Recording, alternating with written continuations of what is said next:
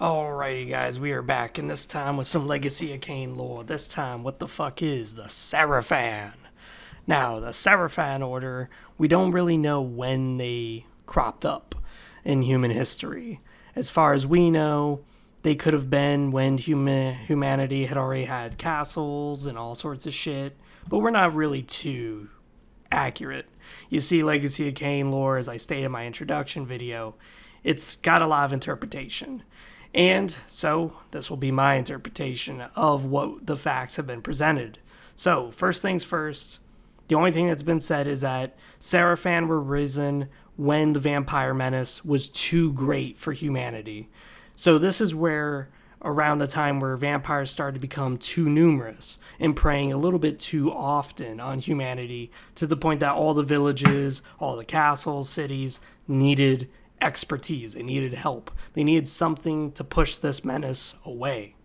This is actually a pretty interesting point, because you have to remember that humanity is the youngest race in Legacy of Kain, and the ancient vampires, they're pretty much extinct by this point.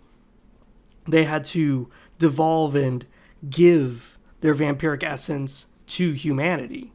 Well, these new human vampire hybrids wouldn't quite know about maintaining their own blood supplies, not preying too frequently. Hell, even Janos Audrum was known for massacring a city by himself. So it's up to anyone's guess as to how frequent and how many villages were destroyed if the blood toll was that high for vampires to just sustain themselves. So, of course, the religion was mostly dictated about banishing vampires, considering them demons, considering them a foul plague on humanity, when, of course, the truth is very different. Humanity is more or less a plague on the world than the vampires are. But I digress. Back to the history lesson.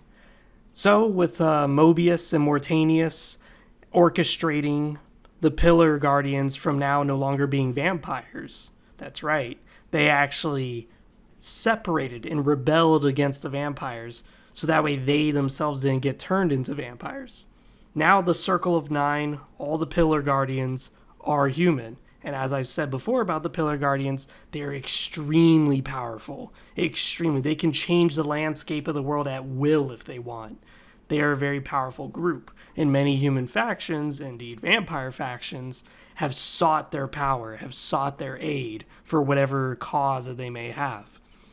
So, the Circle of Nine decided to endorse the Sarafan, which was a new order of knights rising out to push back the Vampire Menace that's obviously plaguing the humans too much. Whether or not that's true or not, we're not too sure, but Kain seems to agree with it, Vorador seems to be pissed about it, and Raziel seems to have uncovered that. So it must be true. If all these sources are saying this is how it happened, it's gotta be true. There were just too many vampires preying on humanity, and the Sarafan were that answer. After all, just like in real human history, when one group is oppressing another group too much, then something's going to happen where the oppressor is now going to be oppressed. He will be pushed back and culled by the other group that he has been subjugating. So with all the Sarafan rising out, they proceeded to do what they did best, which was annihilate the vampires in a very orderly fashion. Their most preferred weapon was the polearm, and any type of spear, really. In the Soul Reaver 2 game, their weapons kind of resembled axes, like halberds, but they were also spears. They could be thrown like javelins, and they also preferred long swords. Basically any weapon that could keep a vampire at a distance, but was still within melee range to just hack him down. After all, you're imbued with the righteousness, this holy crusade to exterminate the vampire. You have nothing to fear. Your soul is pure. Charge in there, grab the vampire by the throat, and stab him through the fucking chest. That's pretty much how these guys did it. They would just get a little too crazy, though, with the whole fanaticism and the righteousness. They would start parading the vampire corpses in the cities and just leave them out on the streets. Now, it's kind of questionable in Soul Reaver 2. Like, when I was looking at some of the bodies on the pikes, I was like, are these vampires or are these humans? It's a little hard to tell sometimes. So there could be that possibility of Sarafan were a little too righteous in their pursuits of exterminating the Vampire Menace and may have accidentally grabbed a few humans who were just maybe night owls, or maybe they were just very allergic to the sunlight. Either way, though, the Sarafan established themselves all across Nosgoth in a very short period of time. Their order became essentially the main military of the world. They pretty much conquered everybody without having to conquer them. This is kind of like a case of some knightly orders in our real history where they became so powerful they are pretty much nations in their own regard, but they're tied to the church. So to rebel against the knights would be to rebel against the church itself. And of course, these righteous individuals hate nothing more than a heretic. This is where the Sarafan's corrupt side started to crop in. You see, after the Sarafan had pretty much established a worldly order, and they had strong ties in every city, and had exterminated a majority of the vampire bloodlines. I'm not joking, some vampire bloodlines were permanently lost. It's so bad right now that in Legacy of Kain, by Legacy of Kain Blood Omen, only Vorador is the only vampire left who has ties to the ancient vampires. Kain himself doesn't have ties to the ancient vampires. It's just the heart of Janos Aldrin is inside him. That's it. He doesn't actually pass on that ancient vampire DNA because he was made through magical means, not through the normal means that a vampire would be made. So this has, of course, caused some issues with many of the vampire lineages, as now they have been exceptionally cold. It is very hard for them to trace back their lineages. Now their own masters have been killed. Now they have been just effectively culled. Now, interestingly enough, the Sarafan with less targets to persecute, they now start turning on the people that they are guarding. After all, they are the ones who keep the monsters outside the city walls. So why shouldn't the city be paying them money? Why shouldn't the city be providing them shelter? Why shouldn't the common peasantry bow and, pay tributes to these warriors? This is where you start seeing the issue of some towns essentially being conquered without there being a battle taking place. This is where the towns would have issues with the Sarafan order and would go to the city lord who's in charge and complain about it, but there's not much the lord himself can do because he doesn't have an army that could face the Sarafan. This is where you start seeing a lot of that decentralization, where now this giant monolithic government order is now starting to get scrutinized. This is where, of course, people start bringing up the fact that some of the Sarafan warriors are a little too hot-headed. They're basically just brutes. They're just taking what they want from the peasantry, and they're just like, yeah, this is for the church. But meanwhile, nothing really actually happens to the church. This is more for their own personal gain. This is more the after Soul Reaver 2 era. Because you see what happened to the Sarafan is they lost their core identity. What used to be righteous and noble was now forever lost. As what had happened is during the Soul Reaver 2 era, Vorador had came in and killed majority of the Circle of Nine. Only 3 people were left alive out of the 9. And then, to make it even worse, the top lieutenants of the Sarafan Order were also killed by the vampire Raziel. This has left the Order with no leaders left. There's Mobius, but he doesn't really care anymore for the Order. He likes the idea of it. He likes killing the vampires, but he can see time, and he sees that right now there's no real nemesis that the Sarafan currently can face. So he's just letting them exist for the time being, knowing full well that they will degrade and be disbanded. There's Mortanius, but he's the ruler of the dead, and he's quite busy making sure those vampire souls go to hell. Then you got Malik, and Malik is unfortunate, because you see, he's deprived of the pleasures of flesh, so now his soul and body is bound to his armor. He's literally just a phantom inside armor. This, of course, would suck the righteousness out of any would-be believer, as now he doesn't feel the pride swell in his chest as he goes about his extermination of the vampires. He doesn't feel God's warmth on his chest as he goes about his duties. He's now just a cold shell, and with that, he lost his real caring to continue his crusade against the Vampire Menace. Now he just delegates his duty to why he was punished to begin with. He was punished because he wasn't prioritizing his main role as Pillar Guardian, which is to protect the Circle of Nine. So, he's going to have to give up leading the Sarafan.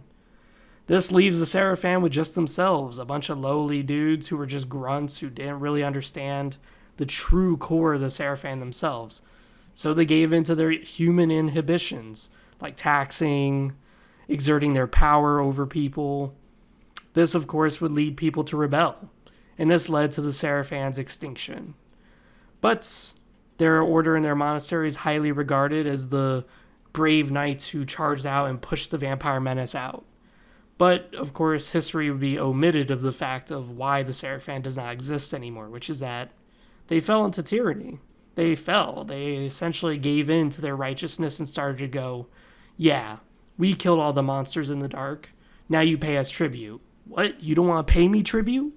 It's because you are a fucking vampire lover, you disgusting, foul heretic. How dare you revolt against the word of God? I am God. How dare you revolt against me? So yeah, with these kind of lines of logic, it's really easy to see the corruption seep into the Sarafan order itself. Unfortunately, the Sarafan would not stay dead quite that long. You see, the Sarafan would be reinvigorated twice. One time would be reinvigorated by Mobius. You see, after Mobius had convinced the citizens that Kain is the reason that Nosgoth is in corruption, convincing people that William the Just was martyred against the Vampire Menace a few hundred years later, this reinstilled the need for the Sarafan, but it was not nearly as noble. See, he had to resort to buying mercenaries, and mercenaries are not quite the most reliable of people to be having launching your crusade, but it was effective nonetheless, as anybody could lift up their arms and become a Sarafan. This Sarafan was more of a shell of what it should have been. Here you have just lowly bandit scum going, hey, I heard they'll pay a pretty handsome amount of gold if we kill a vampire. Yeah, I heard that too. Okay, so when you're done raping this woman and her 3 children, let's go out and kill a vampire and then go to Mobius and give him the head of the vampire. Yeah, that way we're justified in destroying this village. Yeah, that sounds great, let's go do it. And that's exactly how it pretty much worked out. In Legacy of Kain Defiance, we see a lot of these scummy individuals who are literally just bandits. They're 100% just evil, terrible, cruel people. But they go about as if they're righteous individuals because they're doing it under Mobius's banner as a mercenary to the Sarafan. This order didn't last long. Once Mobius was killed, the order was effectively canceled as well. After all, they were just a bunch of people who just needed an excuse to go about their misdeeds. So they didn't last long at all. They didn't get nearly as powerful as the original Sarafan order where they, had knights, huge forges, huge monasteries, controlling every human city in existence. No, not even close. They were just roving bands of vampire hunters. The last Sarafan that we see is actually in Legacy of Kain Blood Omen 2, which a lot of people didn't really like, but I liked it a lot. I loved Blood Omen 2. I have a weak spot for it. Now, this Sarafan is a lot more industrialized because the time period is different. But here's something interesting. The humans don't really know what the fuck the Hilden are. And the Hilden do look somewhat humanoid. Slightly different, but slightly humanoid. And to the humans at the time, they were being conquered by Kain and his new vampire empire. So, with nowhere else to go, the humans of Meridian, the last bastion, the last great citadel against Kain's empire, they were welcomed by the stranger, the Hilden. Now, the Hilden, they are not quite human, but that's a secret closely guarded by the church.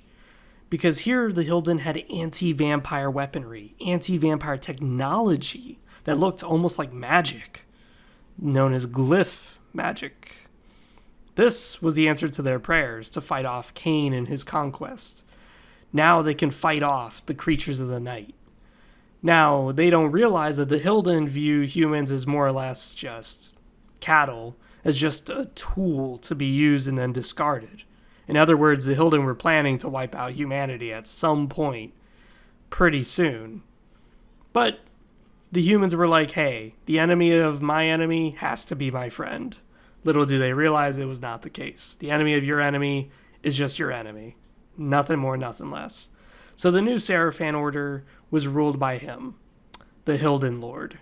And under this new, tyranny, the humans seem to have adopted the more human instincts that we saw the original Sarafan order take, where they do claim that they're part of the church. They claim that they're also the people guarding the city against all enemies. And if you ever rebel against them, it's because you're a fucking terrible, pathetic heretic who's against God. This, of course, did not settle well with most of the peasants. They were like, no, I'm not against God. I'm against you, you fucking corrupt motherfucker. Like, why are we having a curfew when there's nothing wrong with the city right now? Why are you forcing us to not speak openly in the streets? Why are some of your laws strictly against just the human nature? What's so vampiric about us talking and questioning your orders and your laws? This is the new Sarafan. The Sarafan where they would use their technology and their new magics to subjugate not just the vampires, but also the humans. And this Sarafan was also a little bit more open to working with vampires, which is interesting, as we've never seen that before. You see, the Hilden Lord was alright using some very powerful vampire lieutenants who betrayed Kain, as long as they kept their human killings to a minimum. Besides that, him and his Sarafan order would turn a blind eye, saying, fuck it, they're vampires who are specifically good at killing other vampires. We're fine with it. This was a very tyrannical Sarafan order, and of course once Meridian fell, once Kain killed the Hilden Lord, they immediately disappeared. Because you see, people were at the brink of civil war with the Sarafan order, as they were just way too oppressive, constantly taxing them, constantly bullying them around. They let crime exist in the city just because they were fine with it. They go, psh, a guy just stole all your money and just killed your family? How's that my problem? Did it have to do with vampires? Was he a vampire? Oh, he wasn't? He was just a human? Oh, well. Human is as human does, buddy. How dare you rebel against just your own human nature to just be a bandit and fuck everyone up? How dare you? So this has been the Sarafan. I hope you guys enjoyed. It has been a very interesting order, to say the least, as in some areas of their history, they're like knightly orders, like Knights Templar, crusading around for a righteous cause. In other parts of their history, they're just simply a military institution that's just hell-bent on subjugating everyone that they meet. And it seems like history does make a loop around, where some Sarafan order that was made, particularly the Blood Omen 2 one, immediately became just like the original one, where they fell into corruption yet again. It's funny how history repeats itself in Legacy of Kain. I always love that element of realism in it, where people don't really know history, so it just keeps repeating. Besides that, this has been Free to 700. I'm out. See you guys next time.